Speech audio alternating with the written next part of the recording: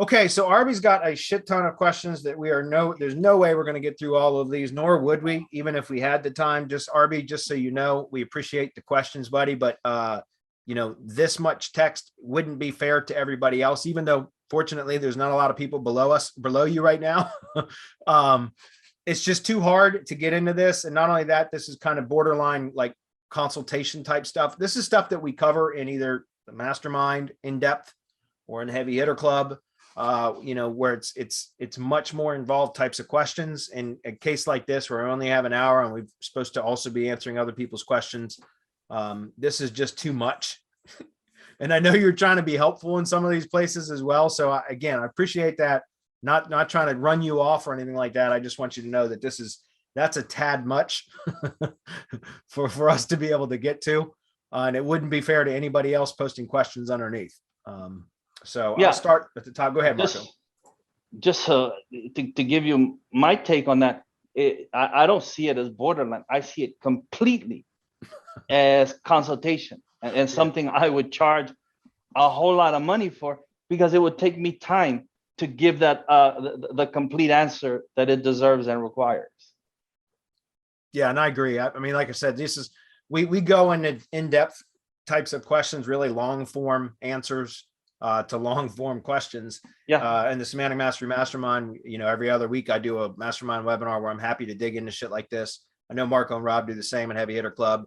And then also, if it's something specific, personal, sensitive, whatever, then that would become consultation time, like one-on-one consultation. But I'm going to take at least this first one because I read through it already, and I've got a pretty short answer for you, Arby. I'm not going to read this whole question, guys, just because it'll take me forever.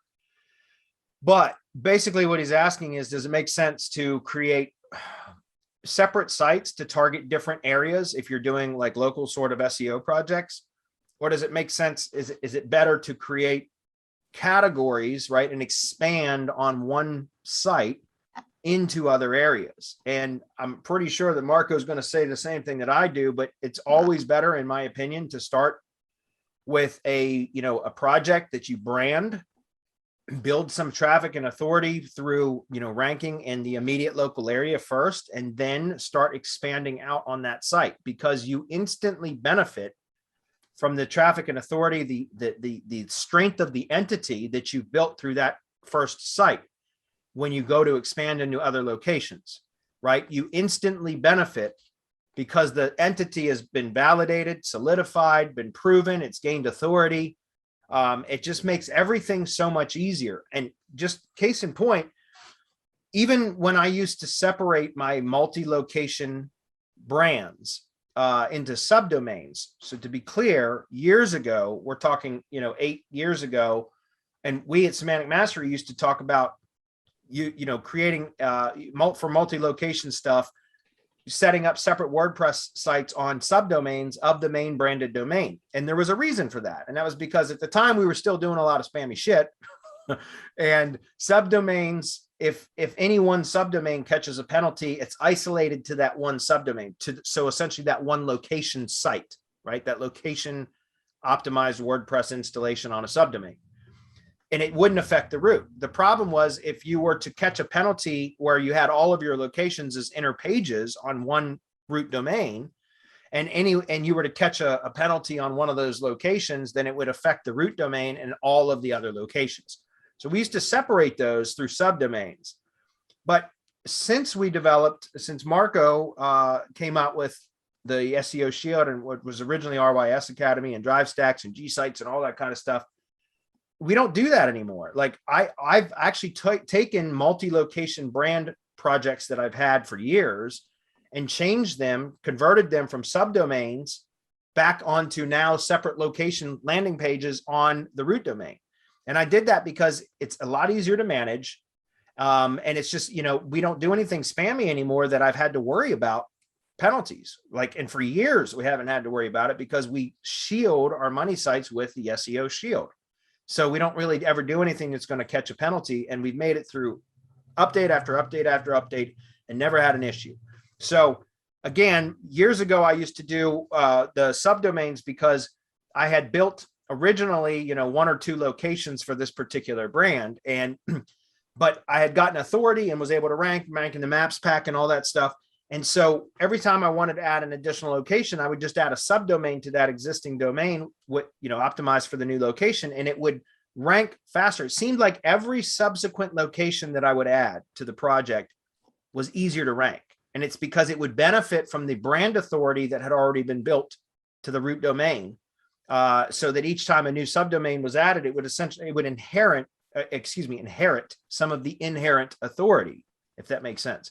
So that's what I would do. I would recommend, building up the entity, strengthening the brand itself, and then starting to expand on that. I feel like you're going to get, I know you're going to get better results faster that way than if you try to start from scratch every single time. Right.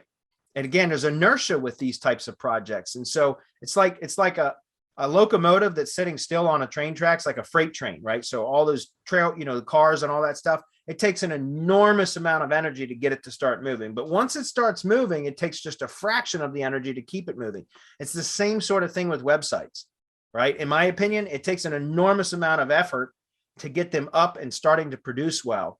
And then it just takes a fraction of the effort to add to it and have those start to benefit and start to produce well. A lot less effort than it does to start from scratch again in new locations. That's my take on it. Marco, what do you say?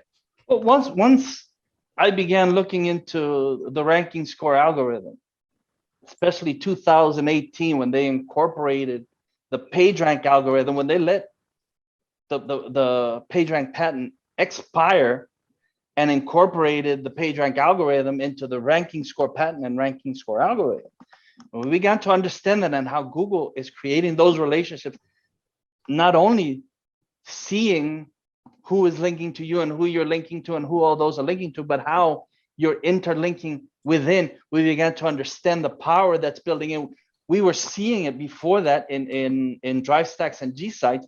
We were seeing the type of power that you could actually rank a blank folder once you developed enough power with just the keyword.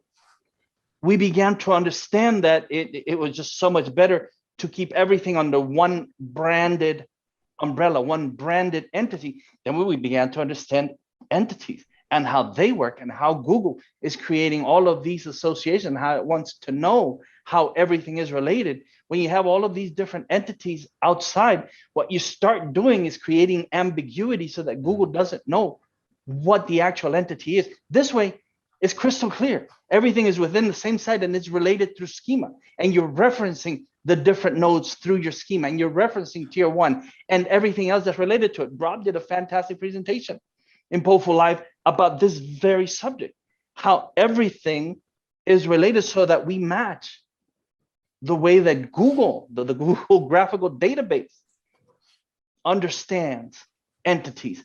So then if we understand the math, and we understand the algorithms, and we understand what's taking place, which is Google giving you a final ranking score for that website, why would you not add to your ranking score rather than begin a new ranking score elsewhere, which you would then add to what's already existing, so that now it's linear when you do it that way. It's just one link rather than exponential, how it's supposed to be when you do it within the same website. And you do it correctly, the way that we show how to build infinite power. We show that. I mean, we've taken a year to explain that in the Heavy Hitter Club, how this all works together, how it's all, you can't separate it. You can't, there's at least 8 or more algorithms at play that we're targeting, but all you have to worry about is activity, relevance, trust, and authority. I broke it down years ago into activity, relevance, trust, and authority. And then we began to explain it. We began to explain the math and how it all fits together. So what you're talking about, separating it, and he says, Mike Martin blithely says, no, he's right. Yeah. Start and let it grow like a weed. But you grow that weed. You feed it. And you plant more of that weed with that location relevance and link build into it and do everything that you're supposed to. So he's absolutely right in that respect. That's how you do it. Totally agree. Again, totally agree. And it's funny because, I like Mike Martin's style for his magic page sites and everything. and you know, it's funny, but there's the next question that I'm going to get to, because we got to wrap up in a couple minutes anyways, guys. And again, RB, appreciate the questions. And he posted below, by the way, Marco, he says, no problem, guys. I get it. He's got the laughing face. So that's cool. Well, we appreciate it, RB. But